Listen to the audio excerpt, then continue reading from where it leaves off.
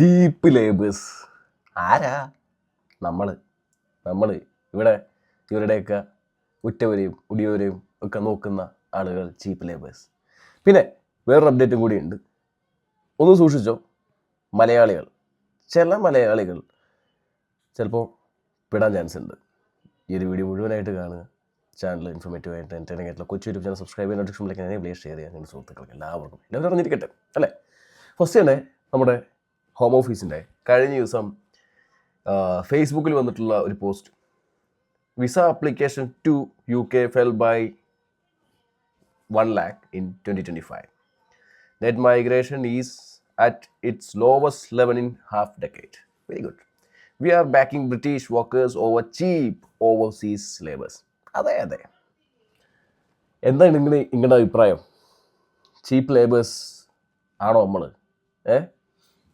ഇനിയാണെങ്കിൽ ഇനിയിപ്പോൾ ആണെന്ന് പറഞ്ഞാൽ പോലും വേറെ ഓപ്ഷൻ ഒന്നുമില്ല. ഇവന്മാർ പറയുന്നത് കേക്ക് തന്നെ വഴിയുള്ളൂ. കാരണം വെച്ചാൽ ഈ കെയർ വർക്കർ വിസ ഇൻട്രൊഡ്യൂസ് ചെയ്ത സമയത്ത് ബോറിസ് ഗവൺമെൻറ് ഇതൊരിക്കലും ചീപ്പ് ലേബർ ആണെന്നോ ഇല്ലെങ്കിൽ നമ്മളങ്ങനെ തരം താഴ്ത്തി കാണിക്കുന്ന ഒരു പരിപാടി കണ്ടില്ല. പക്ഷെ ലേബർ ഗവൺമെൻറ്, തൊഴിലാളി വർഗ പാർട്ടി അധികാരത്തിൽ വന്നു കഴിഞ്ഞപ്പോൾ നമ്മളെല്ലാം ചീപ്പായി. കൺസർവേറ്റീവ് പാർട്ടി ഒരിക്കലും ചീപ്പ് ലേബർ ഇല്ലെങ്കിൽ ചീപ്പ് ലേബർ എന്ന് പറഞ്ഞിട്ടുള്ളൊരു കാര്യം നമ്മൾ കണ്ടിട്ടില്ല. എപ്പോഴേ ലേബർ പാർട്ടിയുടെ മാനിഫെസ്റ്റോ പുറത്തു വന്ന സമയം തൊട്ട് നമ്മളെ ചീപ്പാക്കി കാണിച്ചു തുടങ്ങി. ബ്രിട്ടീഷ് വർക്കേഴ്സിനെ തിരിച്ചു കൊണ്ടുവരിക, നല്ല കാര്യം, അവർ വന്ന് പണിയെടുക്കാതെ ഇതിന് കറങ്ങി നടക്കുന്നവർക്ക് വന്ന് പണിയെടുക്കട്ടെ, ഒരു പ്രശ്നമില്ല. പക്ഷെ അതിനുവേണ്ടി നമ്മളെ തരം താഴ്ത്തി കാണിക്കുന്നതിന് ഒരു ഇതില്ലേ. നമ്മൾ മേടിക്കുന്നുണ്ട് 12 പൗണ്ട് 12.82 ഒക്കെ നമ്മൾ മേടിക്കുന്നുണ്ട് അല്ലേ. ഇപ്പോൾ ഇവർ ഈ 12.82 മേടിക്കുന്നവരൊക്കെ ചീപ്പ് ലേബേഴ്സ് എന്നുള്ള രീതിയിലേക്കാണ് ഇവർ കൺസിഡർ ചെയ്യുന്നുണ്ടെങ്കിൽ ഇവിടെ ഒട്ടുമുക്ക എംപ്ലോയേഴ്സും ഒരു മിനിമം വേജ് എന്നുള്ള രീതിയിൽ കൊടുക്കുന്നതാണ്. ഇവർ ഈ പറയുന്നത് വെച്ച് കഴിഞ്ഞാൽ കെയറേഴ്സിനെയും പിന്നെ ഇവിടെ കുറേ എന്താ പറയുക, ഇവർ പറയുന്ന പോലെ ലോ സ്കിൽഡ് വർക്ക്, അതൊക്കെ അത് പിന്നെയും പറയാം. ലോ സ്കിൽഡ് വർക്ക് എന്ന് പറയുമ്പോൾ അതിൽ ഇച്ചിരി അന്തസ്സും മാന്യതയൊക്കെ ഉണ്ട്. പക്ഷേ ചീപ്പ് ലേബേഴ്സ് എന്ന് പറഞ്ഞ് ഗവൺമെൻറ് തന്നെ നമ്മൾ അധിക്ഷേപിക്കുക. എന്നിട്ട് അവർക്കൊക്കെ 8ൻ്റെ പണി. അതായത് നമുക്കൊക്കെ നല്ല ആപ്പും വെച്ച് അപ്പുറത്ത് നുഴഞ്ഞു കയറി വരുന്നവർക്ക് നല്ല ആപ്പ്, എന്തിന്? ജോലി കണ്ടെത്താൻ ആപ്പ്. ഇവിടെ 15, 20, 30 ലക്ഷം രൂപ കൊടുത്ത് ഇവിടത്തുള്ള യൂണിവേഴ്സിറ്റികളിൽ വന്ന് പഠിക്കാൻ വന്ന നമ്മൾ ആരായി? സസി മേസരിയായി നമ്മൾ. കാരണം വെച്ച് കഴിഞ്ഞാൽ അവർ ഇവിടെ എല്ലാവരെയും വിളിച്ച് കയറ്റി, എന്നിട്ട് ഇവിടെ അഡ്മിഷനും കൊടുത്ത് ഫീസും കയ്യിൽ മേടിച്ച് വെച്ച് അപ്പോഴേക്കും ഇവർ പഠിച്ചു കഴിയാറായപ്പോഴേക്കും ഓരോരോ നിയമങ്ങൾ കൊണ്ട് കൊണ്ടുവന്നു. ഒന്ന് സ്കിൽഡ് സാലറി ത്രഷോൾഡ്, ഡിപ്പെൻഡൻസിന് കൊണ്ടുവരാൻ പറ്റില്ല, കെയർ വർക്കേഴ്സ് ചീപ്പാക്കി അവരെ ലോക്ക് ചെയ്ത് അതും എടുക്കാൻ പറ്റില്ല. ഒരുവിധപ്പെട്ടവരൊക്കെ കയറി എടുത്തത് ആ സമയത്ത് കഷ്ടകാലം കൊണ്ട് എല്ലാവരും കയറി എടുത്തില്ലെങ്കിൽ അവർ നല്ല കാലം കഷ്ടകാലം എനിക്ക് അറിഞ്ഞൂടാ. അതിനിപ്പോൾ വരുമ്പോൾ ദിവസങ്ങൾ അറിയാം നല്ല കാലമാണോ കഷ്ടകാലമാണോ അവരുടെയൊക്കെ. കാരണം വെച്ചാൽ എല്ലാവരുടെ അടുത്ത് കളയോ തൊട്ടിക്കളയോ എന്നുള്ളത് പോലും അറിഞ്ഞൂടാ. വിസ റിന്യൂ ചെയ്ത് കൊടുക്കുന്നില്ല അവർക്കൊക്കെ. അപ്പോൾ കഷ്ടകാലമാണോ നല്ല കാലമാണോ എന്ന് എനിക്ക് അറിഞ്ഞൂടാ. പക്ഷേ അവന്മാർ ഒരു കാര്യം ചെയ്തു, അവർ ഇവിടെ ഇൻവെസ്റ്റ് ചെയ്ത പൈസ ഇവിടെ തന്നെ തിരിച്ചെടുത്ത് എന്നുള്ള കാര്യത്തിൽ അവർക്ക് അഭിമാനിക്കാം. ഓപ്ഷൻ അതേ ഉണ്ടായിരുന്നുള്ളൂ. ഈ ഇപ്പോൾ പറയുന്ന ചീപ്പ് ലേബർ പരിപാടി അവരെടുത്ത് അത് എടുത്തു കഴിഞ്ഞ് കുറച്ച് കഴിഞ്ഞപ്പോൾ എല്ലാവരും കയറി കഴിഞ്ഞപ്പോൾ അവർക്ക് ചീപ്പ് ലേബറായി ഗവൺമെൻറ്റിന്. അതായത് കടൽ വഴി നീന്തി കയറി വന്നവർ, ട്രക്കുകളിൽ ഒളിച്ച് കയറി വന്നവർ, ഇവരെല്ലാം VIP ട്രീറ്റ്മെൻറ്റ്, 5 സ്റ്റാർ ഹോട്ടൽ. ഇപ്പോൾ അവിടെ നിന്ന് മാറ്റി അവരെ പട്ടാള ക്യാമ്പിലേക്ക്, വളരെ സുരക്ഷയുള്ള ക്യാമ്പിലേക്ക് ആക്കി.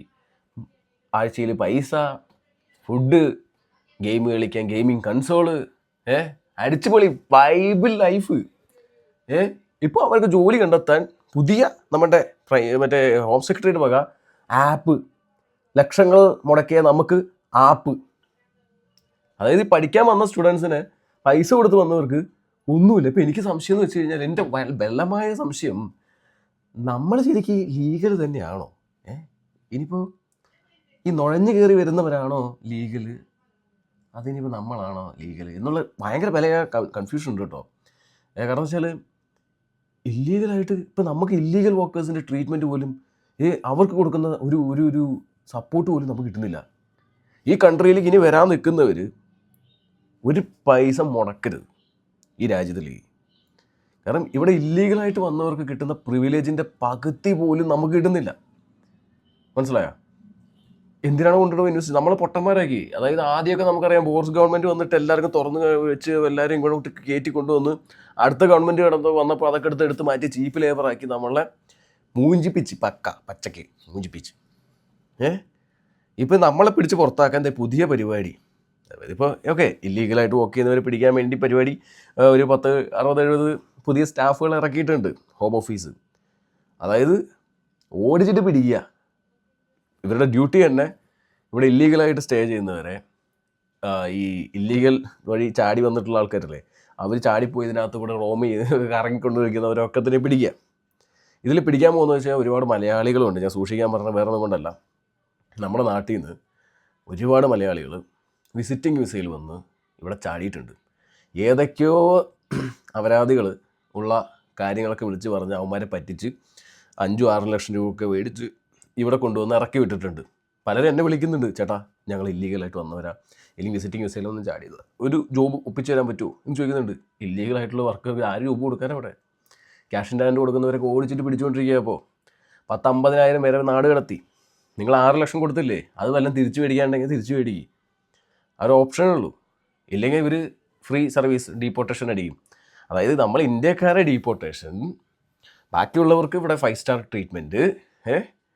എന്ത് രാജ്യമാണല്ലേ ഇത്? ഒന്നും പറയാനില്ല. അപ്പോൾ ഈ ന്യൂസ് നിങ്ങൾ കണ്ടോയെന്ന് എനിക്ക് അറിഞ്ഞുകൂടാ. നിങ്ങൾ തീർച്ചയായിട്ടും നിങ്ങളത് കാണുക. ഹോം ഓഫീസ് വളരെ തറവായിട്ട് എല്ലാ സ്ഥലത്തും കയറി ഇറങ്ങി പോയിക്കൊണ്ടിരിക്കുക. പല കെയർ ഹോമിൻ്റെയും ലൈസൻസുകൾ വലിയ രീതിയിൽ ആപത്തില്ല റിവോക്ക് ചെയ്യപ്പെടുന്നു. വിസ റിന്യൂ ചെയ്യുന്നില്ല.